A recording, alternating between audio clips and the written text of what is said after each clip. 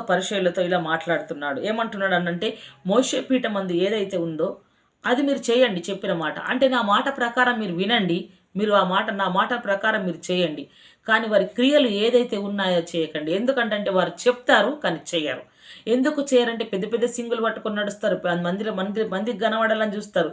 కానీ వారు పనులు చేపిస్తారు ఇతరుల చేత భారమైనవి. వారు మాత్రము చిటిక నీళ్ళతో కూడా పని చేయరని దేవుడు వాక్యం సెలవిస్తుంది. అటువంటి వారి క్రియల చొప్పున ఉండకుండి దేవుడి మాటను బట్టి మీరు ఉండండి అని వాక్యం సెలవిస్తుంది. అదే రీతిగా చూసుకున్నట్లయితే ఇక్కడ దేవుడు వాక్యం సెలవిస్తుంది. మనం మాట్లాడుకున్నట్లయితే ఎలనట సర్వములారా సర్పములారా సర్ప సంతానమా. ఏమంటున్నాడు ఇక్కడ?